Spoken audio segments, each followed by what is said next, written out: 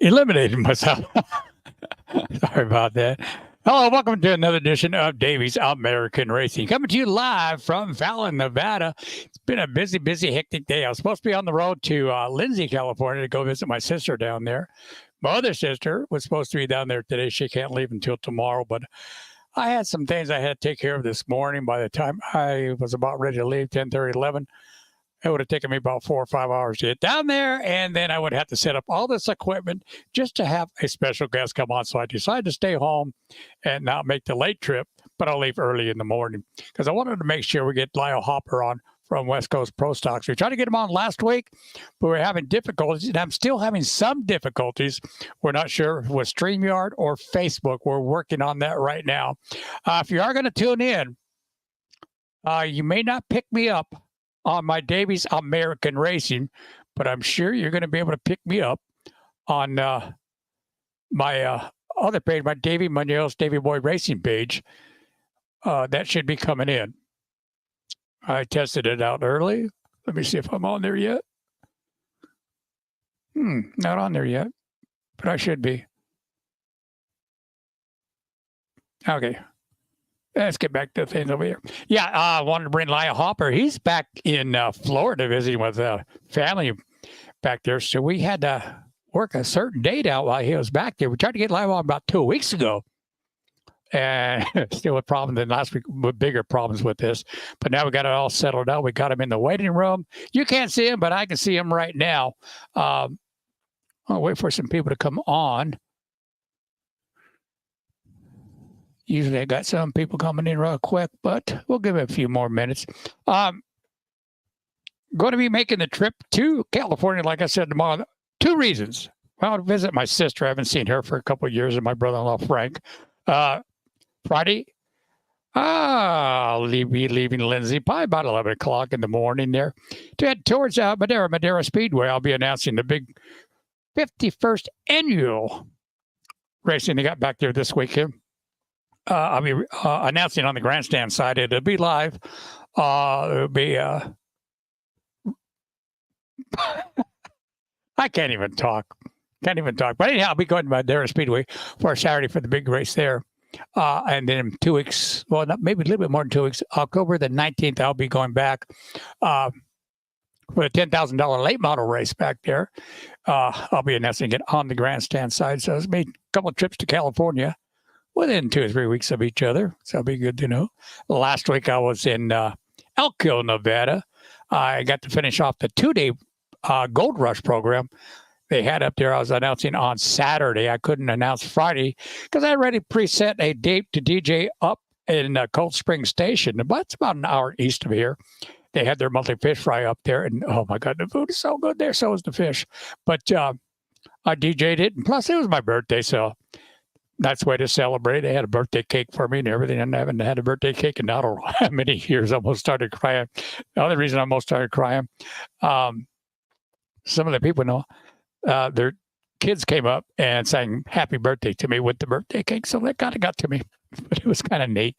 As far as racing, I got I think it's one more weekend up in Quincy, California to a race from Friday and a Saturday night there. And that should do it for the racing season for me for announcing. But I still got a lot of other DJs things coming up. Halloween's coming up, so I got some there going. I'll be back to Cold Spring Station on the 28th, I think it is. They're going to have a big whoopie-doo for Halloween up there, so they want me to DJ that as well. Then the Christmas is coming on, Thanksgiving. I got a lot of things to do on that month, Christmas dances, New Year's Eve. I got supposed to have 3 bookings in one night, but I can't do it. But I'll find out which one I'll be picking for New Year's Eve. But again, Lyle Hopper's here. I don't even know if I'm live. Lyle, can you see me on your page? Just give me a yes or a no. You can? Okay. Surprised nobody's coming on yet here.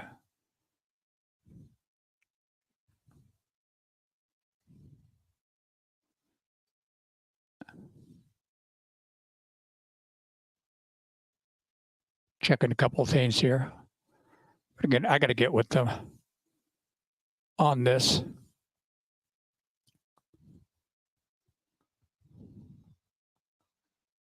Well, that's going to take too long, but we're going to bring Lyle on right now. So again, I want to bring Lyle Hoppers from the West Coast Post Box. Let me get something up here. There we go. Lyle, welcome to Davey's American Racing. Hey, Davey, can you hear me? I can hear you just fine. All right. More than likely, they'll catch up on this on the repeat on Facebook. I'm sure they will. But good to have you on here.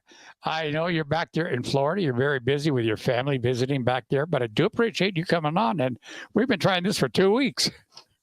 Yeah, well, technical difficulties and schedules. It's the way it works out sometimes. Yeah, it's the way it works out. And I didn't want to go to Lindsay this morning because, like I said, I had a late start, and I didn't want to, because it takes about an hour to set this all up, make sure it's all working. So I didn't want to go through that when I get there, and I'll just stay home and leave in the morning. Yeah, that's okay. Sometimes you just got to alter plans. So yeah, we're in the Villages in Florida with my brother-in-law and wife. We're just doing a little bit of time. We're heading back to California tomorrow, hopefully, depending on the hurricane. That's right. Oh, that's right. There is a hurricane going on back there. I forgot all about that. I've never been one. I've been to a lot of earthquakes because of California, but never a hurricane. Oh yeah. Is there a big difference besides cold wind and water and lightning? Well, you got to remember from our age and coming where we came from. So I was originally born in Marysville, so I went through the flood in '57.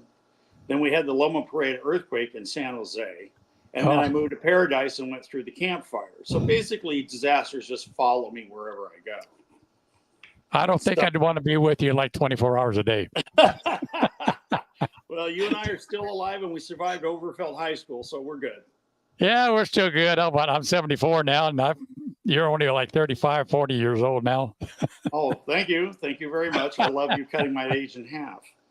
Yeah, I mean, we go back to the Overfeld, James Lick, Mike Sargent, Jim Plunkett, all kinds of stuff thing. Yeah, last time I saw Jim, it was about 20 years ago. Yeah. Maybe a little bit longer than that. Me and my brother went to a Raider game. We were upstairs at the bar.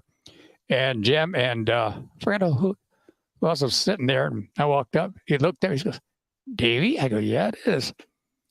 So, he remembers me because we played Little League with each other. And my dad was his first Little League coach. So he never forgot my dad. And then when he wrote his life history book for Jim Plunkett, he put my dad in there, but the publishers left that part out. So he called my dad up and apologized right away for leaving him out of the book. It wasn't his doing. So that's what happened. All right. Well, let's get into the racing stuff. Let's get into the racing. What do you got for 2025 for the West Coast Pro Stocks? Well, where we're at right now is, as of last week, a confirmation with Tony Nicetti. We're going to be running 4 races at Stockton next year. The Al Miller Memorial will be a West Coast Pro Stock show. We're going to be guaranteeing $2,000 to win. We're going to finish the season at Stockton on Champions Night as the other Pro Stock race. And then we're going to put 2 more events in between for a total of 4. So we'll be the only Pro Stock division at Stockton Dirt Track next year. On top of that, we've confirmed that we're going to be doing a 4th of July event, 4th and 5th at Wairika. That one will be $1,000 to win on Friday, $1,500 to win on Saturday. All of these are going to relate to the to start money. I'll get to that at the bottom of the deal. We've also confirmed with Marysville. We talked to Dennis Gage last week. Some things have happened. So the taxi cab race this year will be a promotion by Dennis Gage only. Next year, West Coast Pro Stocks will be putting on at least one event there, and we will probably or possibly be doing the taxi cab as a open West Coast Pro Stock show. I will be bringing my card this year to the taxi cab. We're going to put Philip Shelby in it again and see if we can't repeat the win we had at the McCoy Adobe Cup last year at Petaluma. So those things are going on. We have the tentative dates already with Susanville and Quincy based on what happens with those tracks for the Pearson Memorial and possibly the Pappenhausen. So those events are already in the bag. And then we have a co-op we're doing with Jim Allen on 4 events in Southern California. We also have 5 other tracks involved that we're going to be talking to at the Promoters Workshop that have reached out and want dates. The problem is now we have more people asking for dates than I think we should do. I think for our series, we should stay at a 16 race maximum. So now we need to fill in the SoCal dates, and we're looking at tracks like Hanford, Tulare, Bakersfield, Santa Maria, Kern County, possibly Ocean.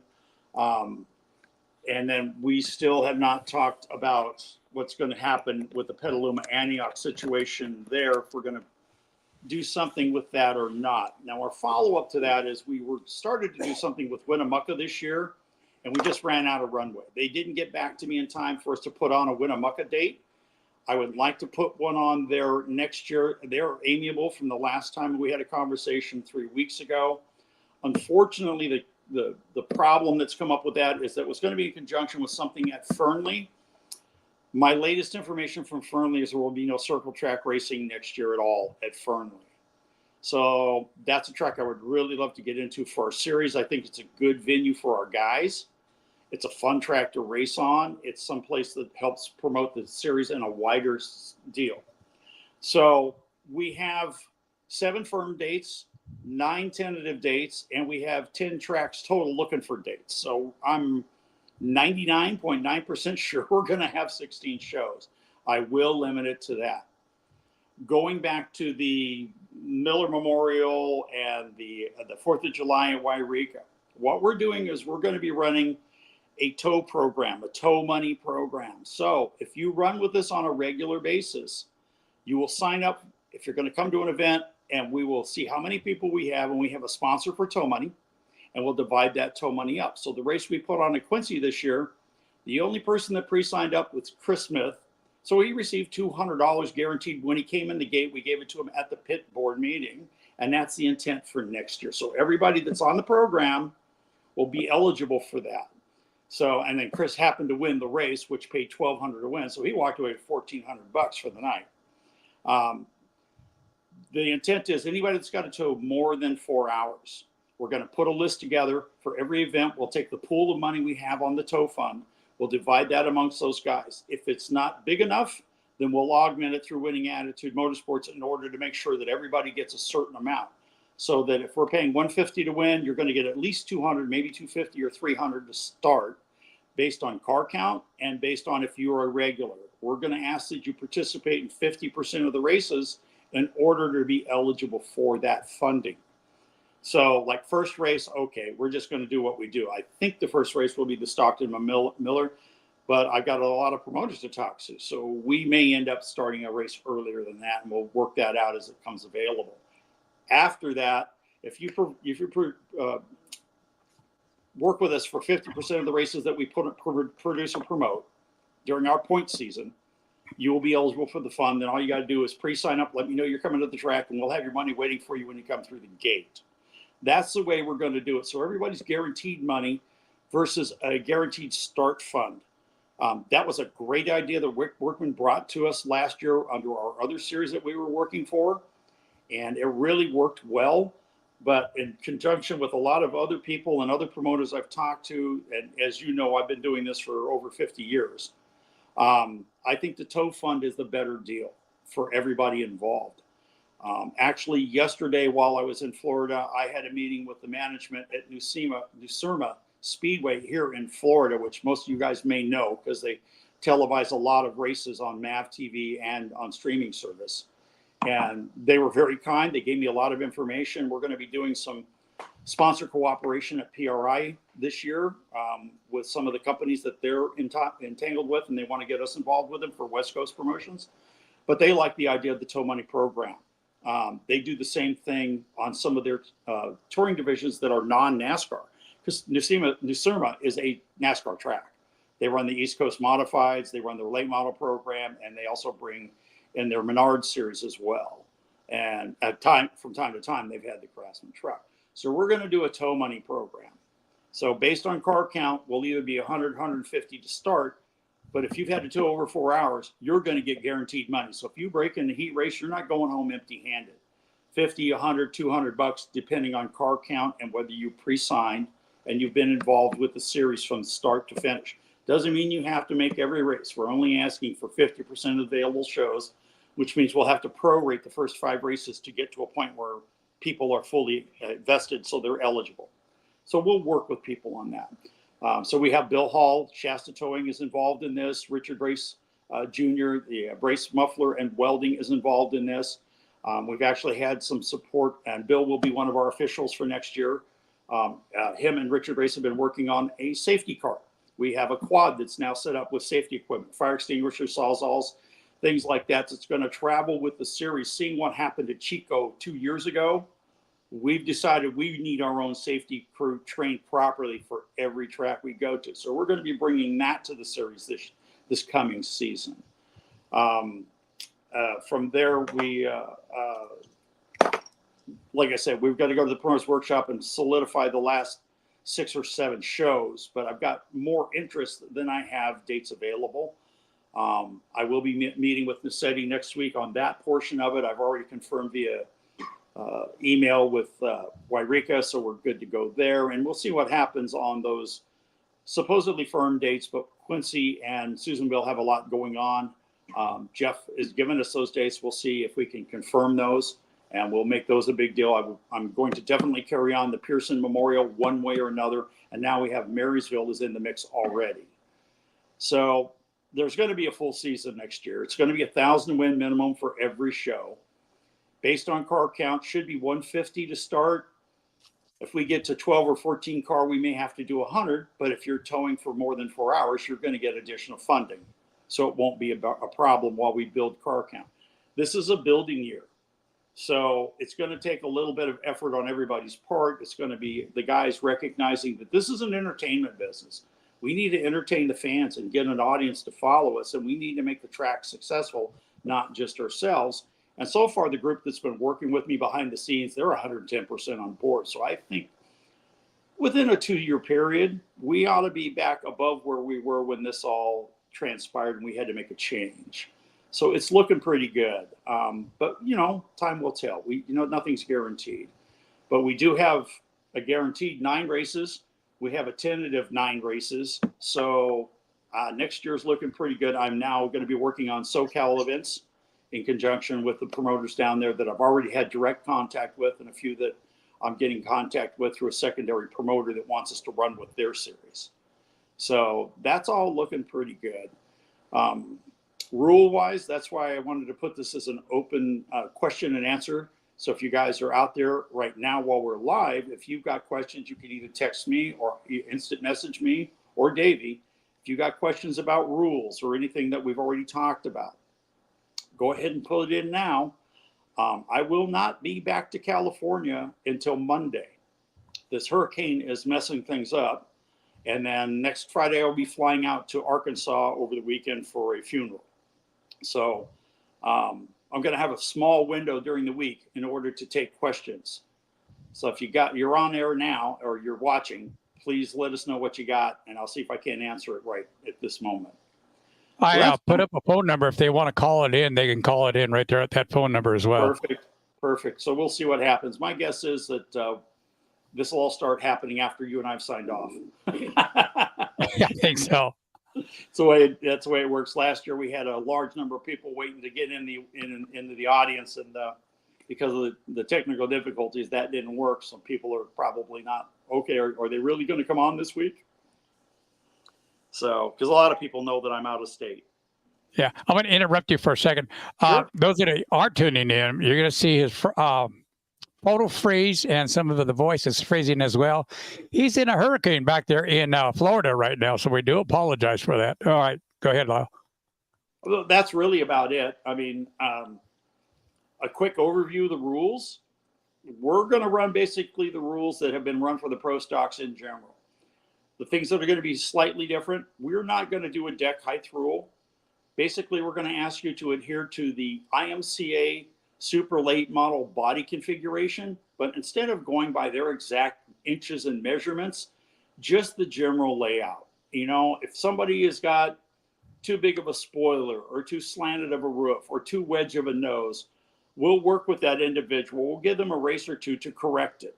And we'll talk to them one-on-one. We want everybody to get as many laps for the amount of money they're spending to do this program, to race these cars, as they can get, which is, to me, after 50 years, getting the more laps you can for the amount of money you've spent is a primary concern for our guys, because nobody wants to spend $1,500 to go to a race and get 3 laps.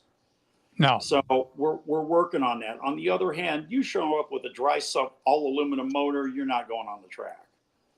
Pretty straightforward, right? Yeah. So we're gonna eliminate the deck height rule on the aluminum head rule, and this is a good point. If you come to our race and you're not already what would be Tri-State or Petaluma or Bakersfield legal, if you're PASCAR, SoCal Pro Stock, Outlaw Pro Stock out of Oregon and Northern California, if you show up 100% to their rule package, so we'll use Outlaw Pro Stock because I've had a lot of conversations with Scotty Flowers, the president of that association. They're going to run with this on the 4th of July weekend, a non-points for both nights, but they want their cars to be able to run for that kind of money because we pay way more than they do on their program, but they're not going to make it points so nobody suffers on their points deal, because on their deal, you've got to run a clutch, an OE transmission, it can be 2-speed or whatever, and a 9-inch, and the asphalt takeoff tires on a 10-inch wheel.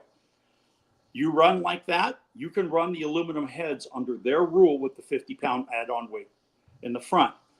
For the West Coast Pro Stocks, aluminum heads are not legal for this season. We're not going to allow them this year. Again, if you run under PASCAR rules or SoCal rules, those guys are kind of under the same thing. 6-inch spoiler, 9-inch Ford, clutch, not a racing tranny, and under their weight deal. I believe Outlaw Pro Stocks is 2,700 pounds. I believe PASCAR is 29, but I may be incorrect on that.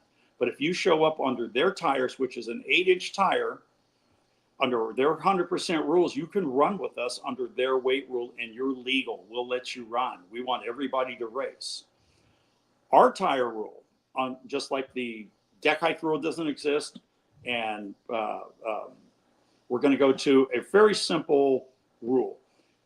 You run 8-inch tires, you're 2,700 pounds. You run anything other than that, 10 to 11-inch tires, you're 29. As long as it says Hoosier on the side of the tire, it's legal. That's it. Nothing else. The only thing we're going to do is the right rear needs to durometer the equivalent of the National Late Model 3 or harder. And that's it. Run what you want. I don't care if you soak the tires. I don't care what you do other than the right rear. We're going to make that a semi-hard tire. So the M30, M40, the M30 can run as a 2,700 pound or 2,900 pound tire, M40 at 2,700 pounds, the asphalt takeoff.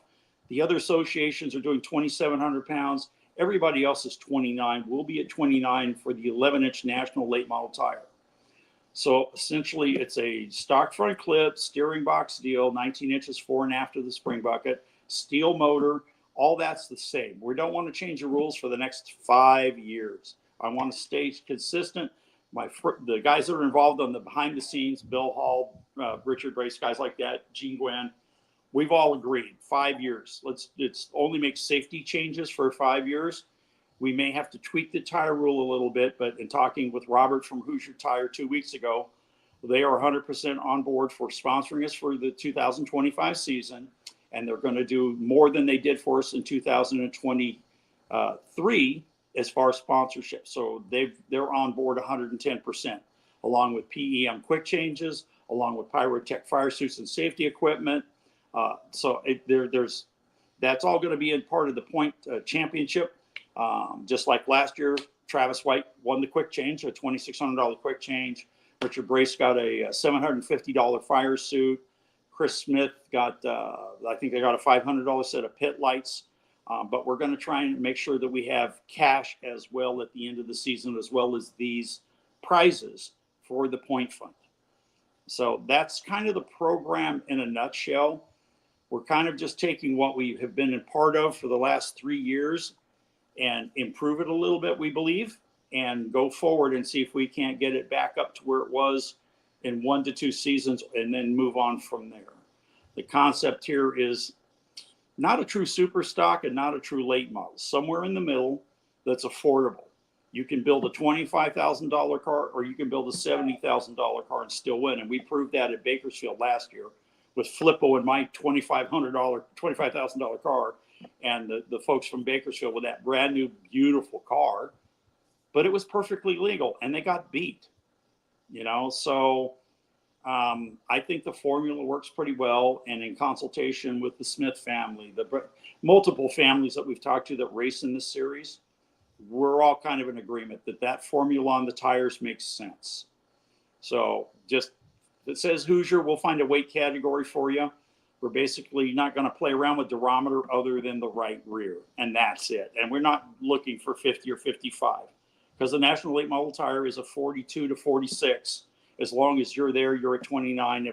If you're above, or you're 27 on an 8-inch, 29 on an 11-inch. If you're below that and you're harder, you're 2,700 pounds. So that's pretty much what everybody's running right now. Chris Smith's been pretty successful this year with his car. The races he's run, and other guys have been. Antonio Aragon's running really well on the 11-inchers. So everybody's winning on all these tire combinations. We don't see a reason to make this a big deal. So that's really kind of about it. We're gonna more of the same, but with a little bit of tweaking and a little bit more of the let's all work on this together and make a bigger, better series without spending a whole lot of money. And that's the concept. I like that part where you're talking about the rule changes and all that. They want to consistently say for another 5 years before you really start doing something. I've seen a lot of associations get going. I won't say the divisions or whatever it is, but by the end of the year, the car counts are gone because they keep constantly changing through the year. And that's what kills a lot of those.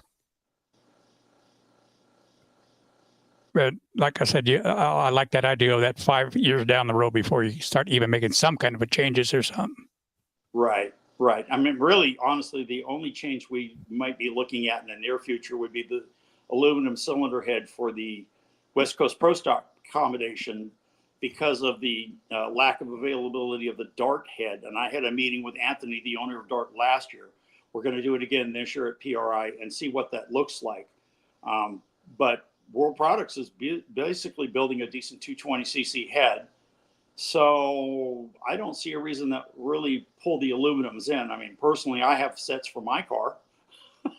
That'd be great. Let me pull them off the shelf and run them. But I don't know that that's cost effective for the rest of the series. Yeah. And that's kind of what we're looking at. Let's keep these cars at the level of cost they are now. Let's work on building the purses bigger and bigger. The more car count, the more we can work on promoting the series to the fans and help the promoter bring in fans into the grandstands. The more likely we are to make these improvements down the road so that everybody wins. We're trying to make this a win-win for everyone. And we're trying to knock off any of the political nonsense. Just let's go. Yeah. I won't even get into that. But Santa Maria Speedway, what's going to be happening with there? Do you think you have some dates there? Dave and I had set up this program for this year before I resigned from the previous situation. Dave has reached out through a third party. He definitely wants some Pro Stock shows. So I'll be talking to Dave at the Promoters Workshop, if not sooner. Right now, quite honestly, Nassetti is my primary guy. So we're gonna put in stone his 4 dates next week. Once those are established, we already have the Wairika dates are in stone. Then I'll start working with Schweitzer, Gage, Dave down there at Santa Maria. I would believe that we're going to get at least 1, maybe 2 shows at Santa Maria. He was interested the last time I talked to him in mid-season. He would like to have 2 shows. I don't know that I can fit 2 in next year.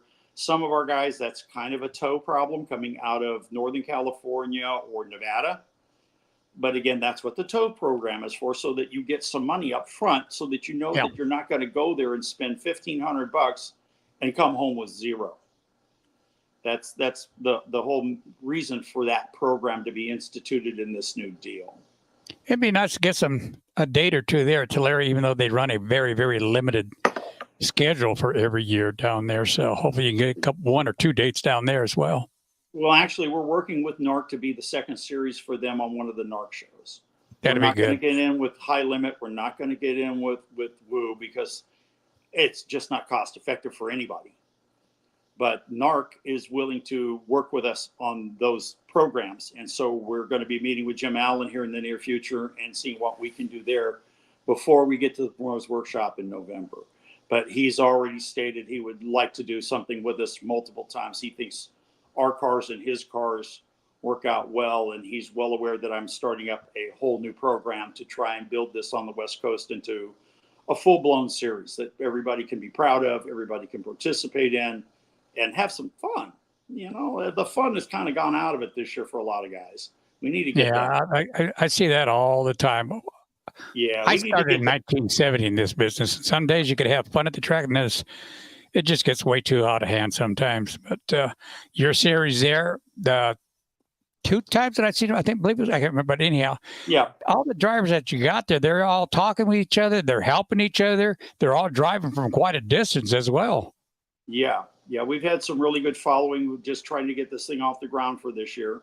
We had 2 dates that we had to cancel. Wairika was a 2-day show. We had to cancel. Winnemucca we had to cancel because the runway changed, or the fires came up, or excuse. But this year was a building year. I was not going to go into 2025, and neither were the associates that are involved in this, again, Bill Hall and others, without having this laid out 100% right. We're not doing this halfway.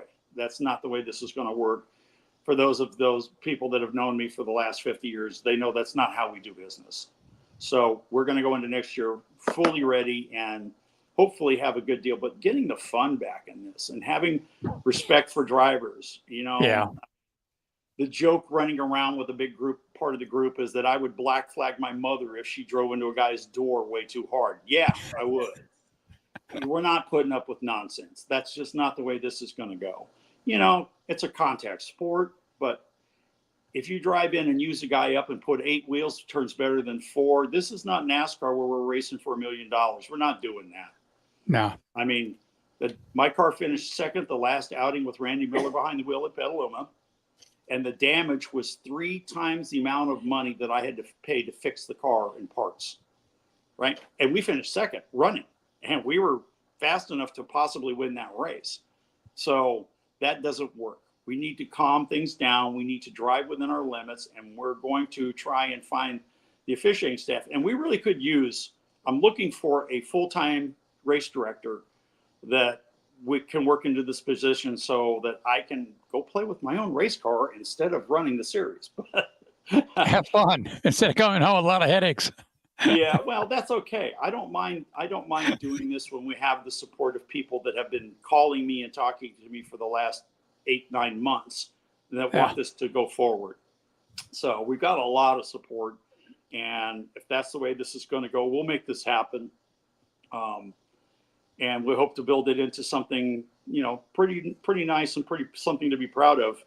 Again, talking to the guys here in the East Coast while I was out here, they've heard of some of our stuff, and they've heard of some of the people you and I have dealt with over the years. And by the way, yes, you are old. I started in racing in 74. I'll agree with that. I started racing in 74. So there you go.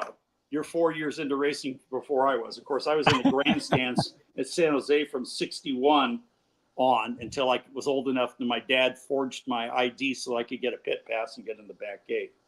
I'll tell you what. All right. So I got a question. I'll say this honestly. Back there, racing in those days was fun. Oh, yeah. It really was. Oh, yeah. Well, my driving career started at Wednesday nights. Yeah. And matter of fact, I just had some communication with Jim Pettit this week because I'm going to try, if the storm doesn't keep us stuck here, I'm going to try and make the Pettit on Saturday.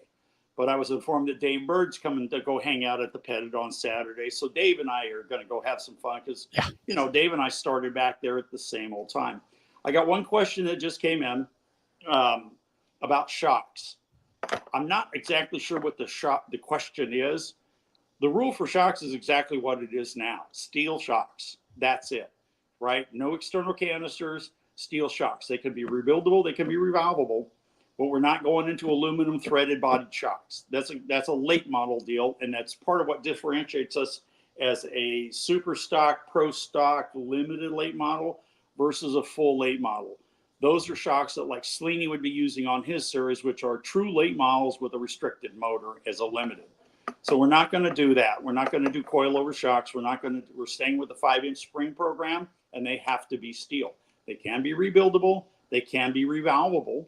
So the problem is, you can spend $500 on a steel body bulb shock. I just did last year. or you can spend $149 on the other three I have on my car. And there's no real performance difference. I'm fine now with the other shocks. I mean, that is another person that's going to be involved this year. CPT, Chris Compton, is going to be doing sponsorship with us, as well as Verde Distilleries and Travis Peterson Racing out of Nevada have all signed on. And there's going to be awards and prizes and funding coming from those guys as well. So I use Chris's CPT stuff. It's really high quality, but it is expensive. I like the fact it's rebuildable, but not everybody can afford it. So we've got to keep the shock rule to where you can buy an over-the-shelf Avco or Bilstein or whatever from Speedway Motors for $129 on sale, $149 regular price, and be competitive. You're capable of winning with that shock. You don't have to spend $1,100 a corner like a late model. So we're not changing the shock rule from what the previous one was with Tri-State or any of the other associations like the old, what was the Nevada Pro Stock Association? And so that also leaves Outlaw Pro Stocks, PASCAR, and SoCal Pro Stocks, Petaluma Super Stocks, and Antioch Super Stocks all in the fold. Those guys don't have aluminum shocks either, non-threaded shocks either. So we're trying to make it to where you can run your track rules just like this originally started a few years ago and be able to be competitive without having to invest $3,000, $4,000, $5,000 in shocks alone. That's not what we're looking for here. Steel shocks, regular racing shocks, rebuildable, revaluable is fine. So that's a $150 shock. But quite honestly, the right rear we had on at Petaluma last year was an $89 Avco regular hydraulic gas shock over gas shock. There was nothing special about it. $89 when Shelby finished, lapped everybody but third place, I believe it was, and qualified it at 16.5 at Petaluma. $89 shock. Come on, guys. And that's with a 360-inch flat top motor in the car. Again, you don't have to build a $14,000, $18,000 motor to win.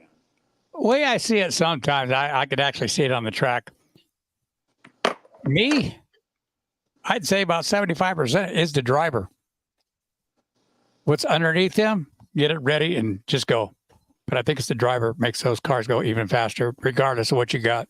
Well, and that's the thing. If you've got forward bite and you've got a certain level of horsepower, in particular, the torque curve is correct to get off of the turn, we're not running tracks long enough, with the exception of possibly Hanford. Now that Stockton is a reduced size track, you don't need the horsepower there either. No. So, I mean, and with a Leaf car, the handful of us that are still on Leafs, you get to 600 horsepower, you really max the Leaf out. You really can't get the spring to load and wrap without a bird cage. And we are not going to run bird cages on Leaf cars or on coil cars. That's leading us towards the late model thing even further. We've already got the racing trannies. We've already got the quick changes. We're already on the national late model tire. I was surprised the quick changes came in too. So, but hey, well, it's worth it in a way. It's a catch-22. The quick change is actually a performance detriment. It's actually heavier than a good 9-inch. If you build a 9-inch correctly, 9-inch is lighter. It has less plastitic drag because you have two less gear sets to pull. The positive on the quick change is your gear ratio increments are close enough that you can tune the motor curve a little bit better if you're really, really smart with it. So, but that usually takes decades and a lot of notebooks. Most guys need to get out a laptop and track all this to get it right. So is the quick change an advantage? No. But on a touring series, we are traveling to enough varied size tracks that Medford's going to require something different than Placerville's going to require something than Tulare, right? So trying to have 5 sets of 9-inch pumpkins ready to go under today's prices now that we're dealing with, you're looking at $4,500. For 5 sets of quick change gears, you're looking at $500. So to me, the quick change is the only way to go. I mean, IMCA has been looking at putting quick changes in sport mods and their new stock car, or not new, it's 10 years old, their stock car series because of that whole deal. Because in the Midwest, they're running such a varied amount of tracks. They've looked at it over and over again, and it's kind of a half the field wants them and half the field doesn't. So they're still on the fence. I'd like to see that go with the stock cars there for IMCA. Yeah. You were talking about some of the price on the cars and stuff like this, but I was looking at some of these stock cars, IMCA stock cars back east. Those guys spent a ton of money on those cars compared to out here in the West Coast. Oh, yeah. Well, the thing is, and to be clear on that, you can spend $60,000, $70,000 to build an IMCA stock car in Iowa, Illinois, Arkansas, Minnesota. But you're running for at least 10 5,000 to win shows, 10,000 to win shows. And the weekly shows, even the IMCAs, which are the worst paying back there, are paying 750 to win, 500 to win on a weekly regular program. So if you're running 60 races, okay, you can kind of make it, the numbers kind of come in close. On the West Coast, and this is the conversation I had yesterday with Kev, we can't get that kind of racing in. Even at a weekly track, you're lucky to get 22 to 24 races anymore, particularly the fairground tracks, which is where 80% of the races are on the West Coast, is at a fairgrounds track. So got another question in from somebody else. Chip rules. No, we are not running a chip rule. You want to spin your motor 10,000 RPM and blow it up? Go ahead. Go ahead. We don't care. I'm turning my motors 74 to 76, and we're winning all over the place at any given time, or at least we're a good top 5 car. And talking with the front runners in the series, Richard Brace, Travis White, Chris Smith, guys of that caliber. They're winning races. Nobody's turning their motor over 7,700 RPM. So we're not going to do that. Matter of fact, there won't even be a chip rule if you're going to run a crate motor. If you're going to run a 602 or 604, which is another thing I should mention, we'll have the website up, and these rules will be posted in January along with the full schedule. So we're not gonna have a chip rule, and if you're going to run a crate motor, we're going to give you an additional weight break. So if you have a stock front clip car without a rack and pinion in front, it's got a steering box. When you got a crate motor, slap it in, put on some 8-inch tires, and come run.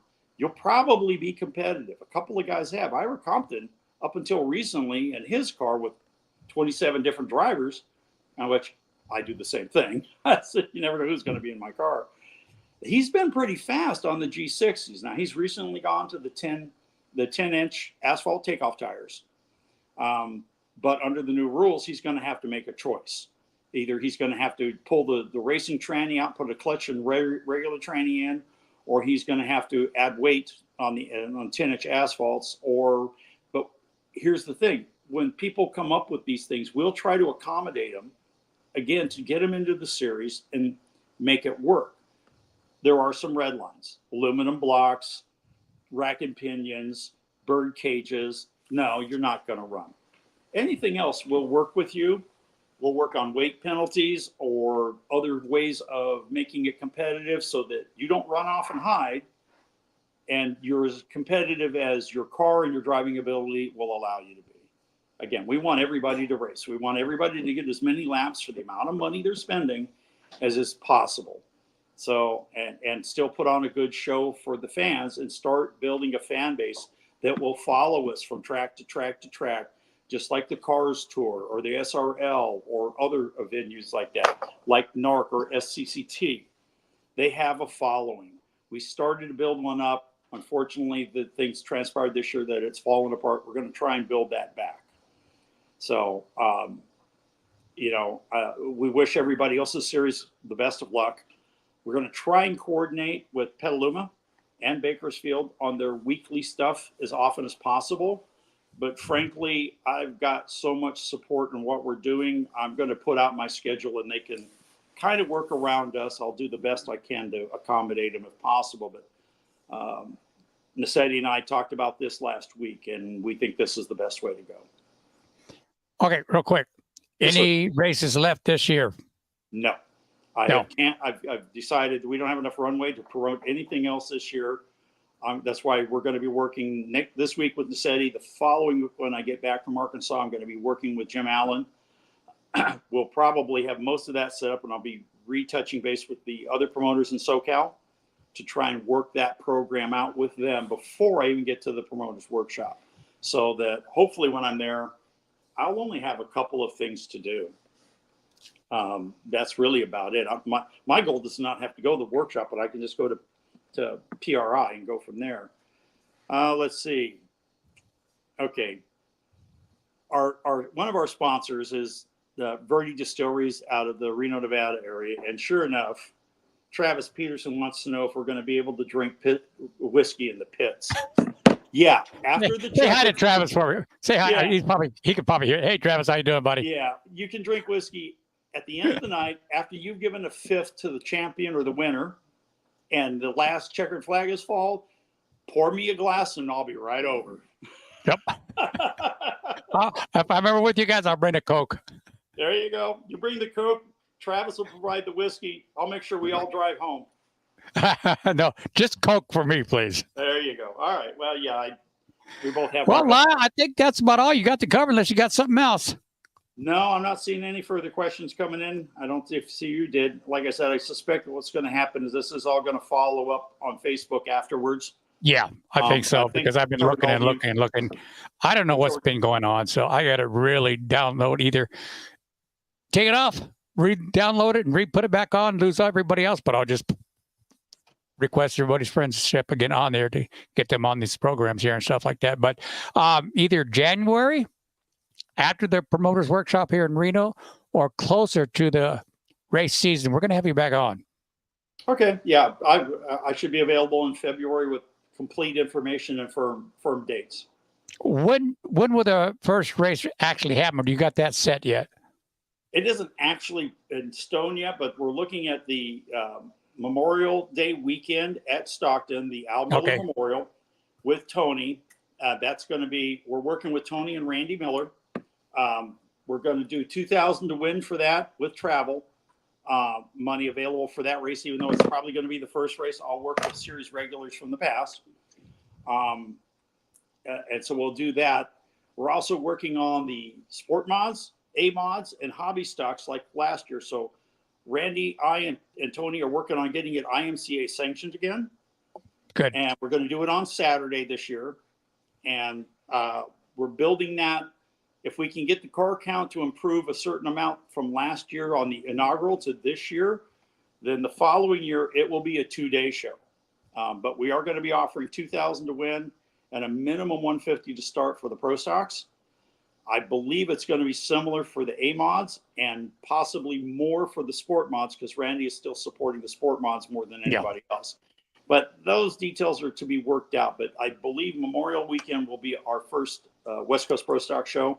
And then Tony, again, wants us to finish our season at the Champions Night at Stockton Dirt Track, along with his other series. I believe that's NARC and some other stuff. Yeah. And we're looking at maybe crowning a 6-race champion or 5-race champion, depending on stuff for all those divisions, and calling it a full Champions Night. Tony's putting a lot of effort in fixing that track. He's already spent a little over $1 million, I believe, in order to get it to where it is now. He's been talking to me and other people that have had years of track prep. He's going to be doing some more work on it over the winter so that next year it's even racier than it was. If you folks watched on Flow Racing, if you watched the Woo show there, you know, the first half of the night was rough, and he's the first one to admit it.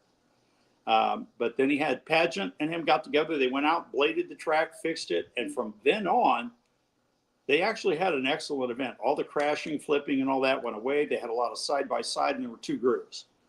So there's a lot of complaining on social media about it. But when you talk to the guys that were there that raced it, they will admit that after they reconfigured, or after they bladed and reformed the track, the racing got normal. It got good again. And Tony's working hard over the winter to fix a lot of the drainage problems.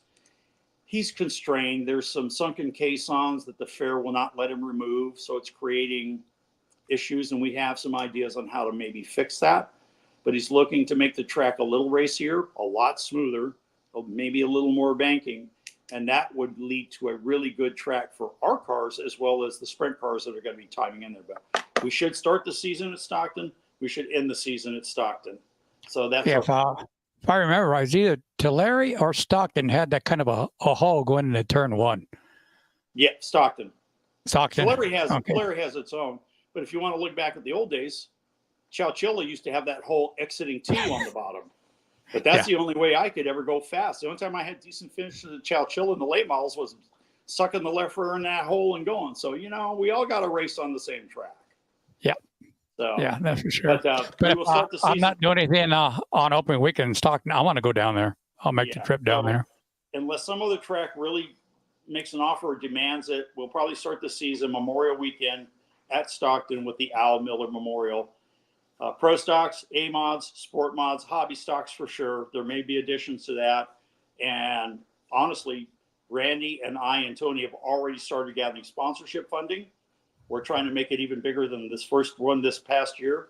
And again, we're looking for the future to try and make that a big 2-day show. Yeah. We would like to get that to be as big as the Pettit. And then again, if you folks are out this weekend, go see Jimmy Pettit and the Pettit race at Watsonville. That's always a great show. There's usually 100 plus cars. There's going to be some good, fast racing there. I mean, the Hoogs, the Pettits, they'll be there on top of all the other guys, Tim Balding and DeCarlo and a lot of the good Folger, a lot of the really fast West Coast guys. If I can get out of this hurricane in time, I will be at Watsonville on Saturday just to spectate and hang out with Jimmy, because we have sponsored the race again this year like we have for whatever it's been, 10 years. I think it's their 10-year going on there, and I've never been there to one of his races. They always ask me to get there, but I'm usually doing something. Like Saturday, I'll be at Madera Speedway. So yeah, the first 3 years I was hanging out with Bobby Hogue and stuff, and that was when it was 10,000 to win, and we won those first 3 years. I didn't do much, just change the steering box here or make fun of little Bobby there about his shock package or something. But we had those first 3 years were a lot of fun. With Pat passing away, it changed the dynamic a little bit, but it's getting really good. The last 2 seasons there, it's been some great racing. So it's not just the racing, it's all that getting together with everybody down there, and he's added the car shows and everything else. So he's turning it into something pretty big. Oh yeah, well my wife unfortunately is not going to be able to make it this year, and we won't be back in time. But the last 2 years that her and I went, getting there on Friday night, the first year she went, Robert Miller was there doing karaoke on Friday night. Yeah, that was a blast. The next year I forgot what the entertainment was, but we had a great time. Matter of fact, Robert has a pair of speakers, kind of like the ones that you have behind you, that he got off of me through me off of my brother-in-law here, Bob Shea. Robert's still using those speakers in his karaoke program. So we were hoping Robert might be down this year. Yeah. If he does, he usually takes his stuff. Yep. Yeah. So because if he gets, I remember years back when he couldn't afford it, or not afford it, but didn't have no space for his trailer or speakers. Davey, can you bring your equipment? Yeah, I'll be there. Yeah. Those are my small ones. My 18 inches are over here. These are the 12-inch. Oh, okay. All right. Gotcha. I think he has the 18. And the only reason I got them set up, I got 2 subwoofers now. So I wanted to see how I get them hooked up and see how they sound. Oh my God. Boom. Boom. Blew your ears out. Yeah. Blew my ears out. The roof was coming up and everything now. So I know Randy Miller is going to be there running his hobby stock. I don't know if Robert's going to make it down or not, but next year for the Miller, I'm working on getting a second car put together so that Robert and Randy can both run pro stocks. There you go. So one of them will be in my personal car for sure. And if I can get the second car built in time in conjunction with Bill Hall and a couple other people involved, we'll have both the Millers running the pro stocks, and we'll get Robert out of retirement and get him back in the seat. I think the old fart can still do it. Well, back, I don't know if you remember back in the, I'd say more of the 90s and 80s with the modifieds back then. They used to put on some heck of a main events with Dave Bird, Bobby Hogue, and whoever else that were out there running those times. I mean, those guys are like this all the way through, not even touching each other or wrecking each other. There's some of the best main events I've seen in years out there. Oh, yeah. No, there was a whole group of stuff. Yeah, no, the 90s was when I was building modifieds and selling Fager out of Minnesota, Fager late models, and some Fager modifieds as well. But yeah, you had Bob Scott, you had Little Bobby, you had Big Bobby sometimes. Yeah. You had Robert, you had Dave Bird, you had Fred Lynn, you had Balding, Tim Balding. Antonetti. Antonetti was involved, really a front runner. So I mean, the list goes on and on and on. Large, Bobby Large. I mean, there was a whole, basically the old late model group had moved over to modifieds. Busby. Yeah. Scott Busby was there. You had the DeCarlos, the originally dad.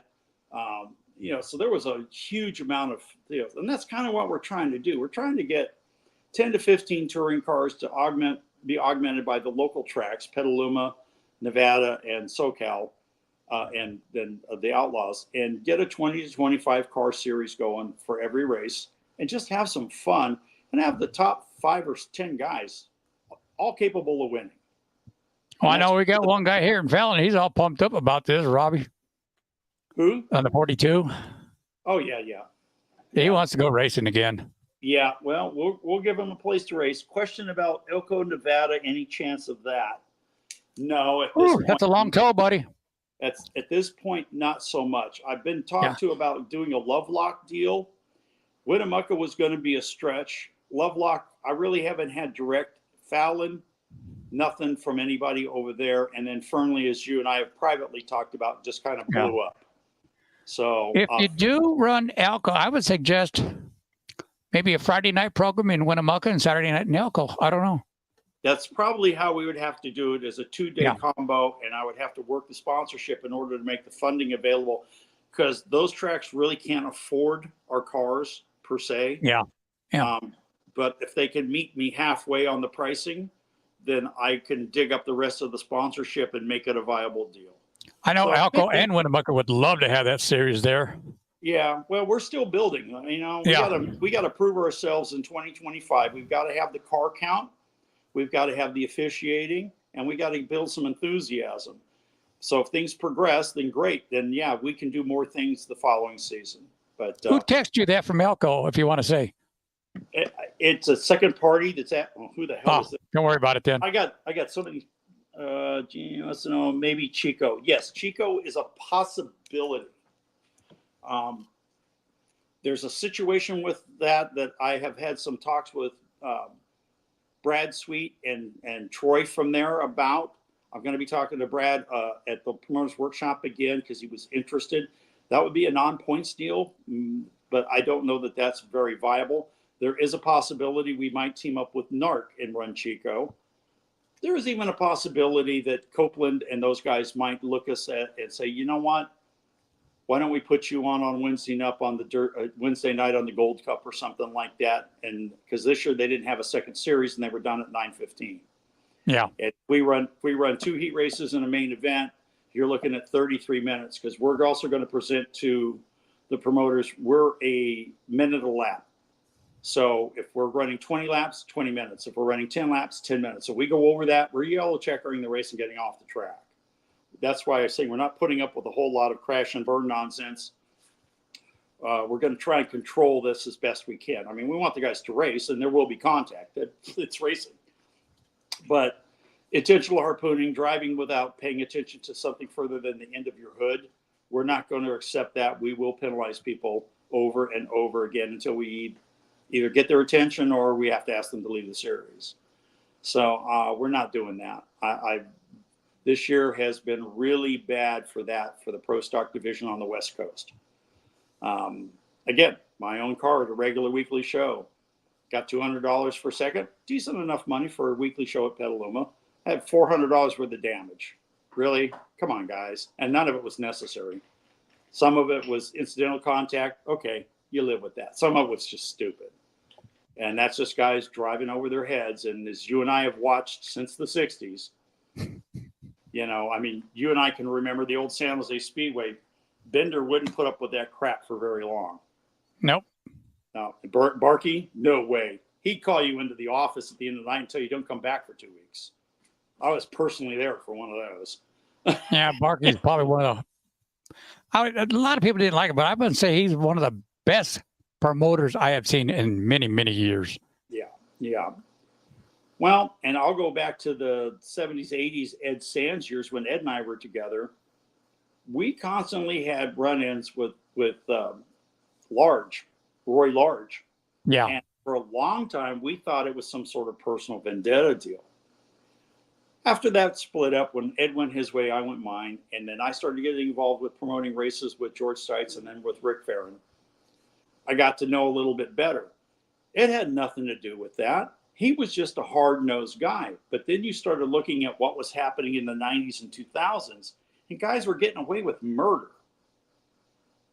Large's idea was better.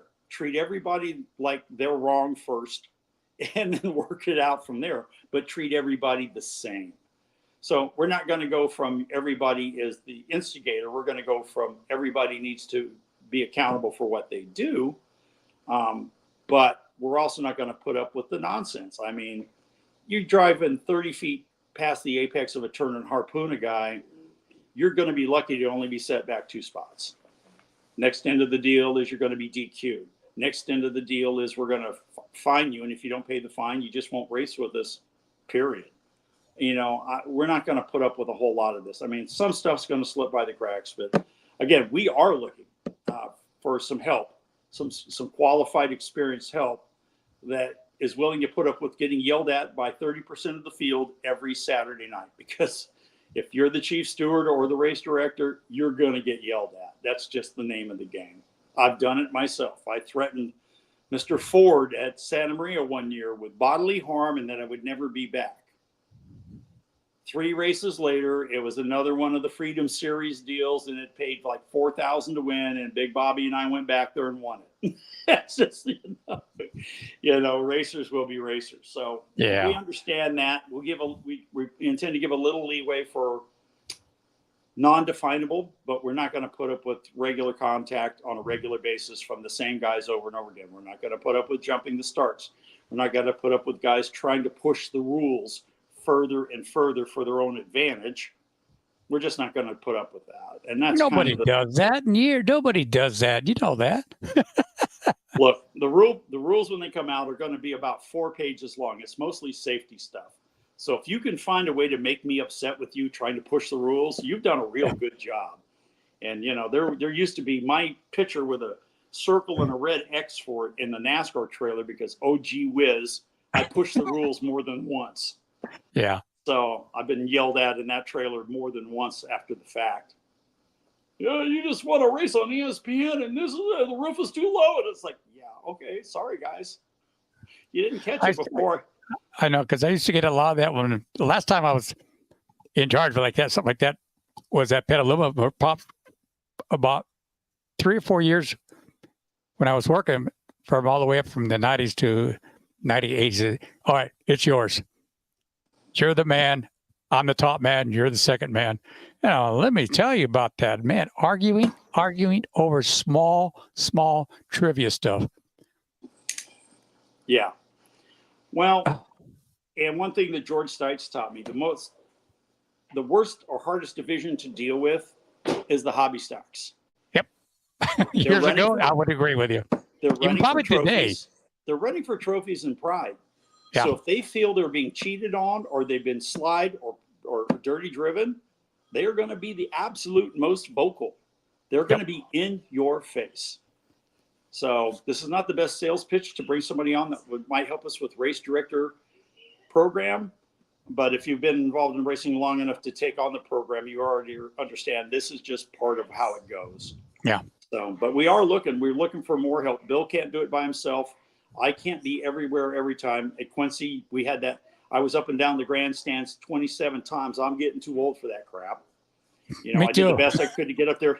I did the best I could to get up there and help you guys and then direct our program. And fortunately, our Quincy race that you were announcing went off fairly well. We had a pretty good race. The competitors seemed to be happy. It was clean.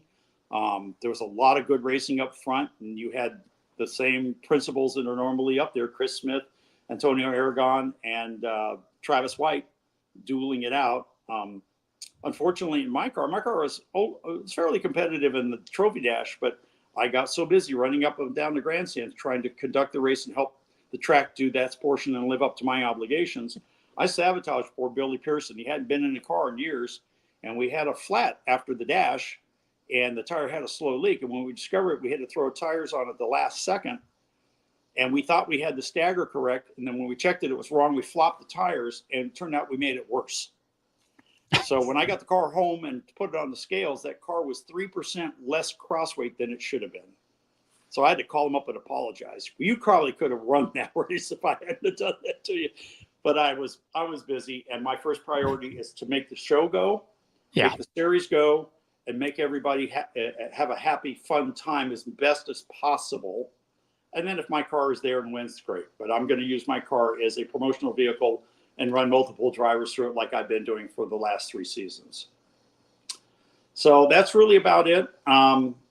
Again, guys that catch this video, if you have questions during the week, text me. I'm going to be here in Florida for an undetermined amount of time because of the hurricane. Then once we're back, I'll be in the shop for about 3 or 4 days, hopefully. And then I'll be back on the plane to Arkansas for a family situation there. I had a death in the family, and then I will be back after that meeting with Tony Nassetti and working the details out with the other promoters that we've already got firm details in, because I'll have Tony's dates and I can start sliding in the other dates, and we'll go from there. What is this? One more question, apparently. Are you getting any questions on your side? Or are these guys just bugging me? I got no comments coming. Like I said, I've been having problems. Oh, okay. Travis. Okay, Travis. You help me find that amount of money, and we'll make that happen. I'm just going to leave it at that. I'm not going to put that as a general information. But Mr. Peterson, you find it, we'll make that work. Okay? So if that comes out, that's great. We have some other projects that we've had discussions with that would be really great for this series and this type of car. At certain tracks and certain situations, I can't get into any detail. They're in the very preliminary stages, but if it comes through, 2026 is going to be one heck of a season. It's going to have some major races, and we're going to be bringing in some big name stars to race with the stars we already have in this series. So, but that's pie in the sky down the road, but the contacts are coming to me, so that's a positive sign. So we may be able to make that happen. So if you don't have any questions, I'm going to shut off my phone and probably grab a glass of wine and call it a night. I might even have a Coors Light. How's that? I haven't had one in about 2 months. Go. If you have an Ultra, do an Ultra. That's very little alcohol in Ultra.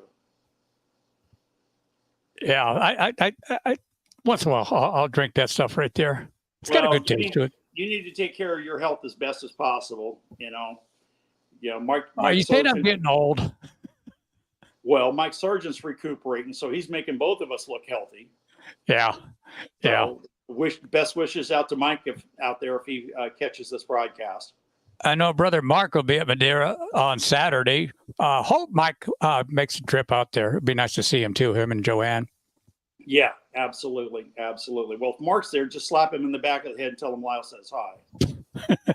Mike, on the other hand, don't do that. Mike, on the other hand, don't do that.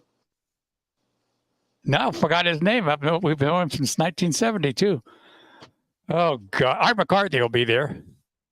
Oh, yeah. Art's actually ran a number of times in the Offset Supers this year. I've seen his name several times. Yeah, and he's just as old as we are, and he's still racing even with one eye and winning still at his age. Yeah, he raced at Meridian or something like that? He's got a couple of main event wins already still, even with the sprint cars. Really? Yeah. Wow. Yeah. No, he's running both with the super modified and that wing sprint car, 360 sprint car. So, and he's still going fast. Oh, that's all good stuff. Well, I've got my eye on a couple of non-West Coast Pro Stock point races that I'm going to slip into my car myself for a couple shows just before I get too old to do it. I'd like to do it one more time. I really would. I mean, it's only been about 25 years, so I'd like to do it one more time. See what happens. Yeah. So, all right, Davey, well, thank you for having me on. Well, we appreciate you having on. Like I said, we'll have you back on in January or February before the season gets started. And I'm sure you're going to have a lot more information to hand out as well. Yes, so, yes, sir. And don't forget, text him, call him. You need the information? He's there and he's available.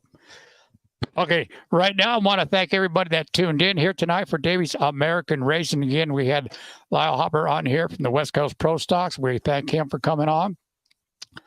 We'll see you next week.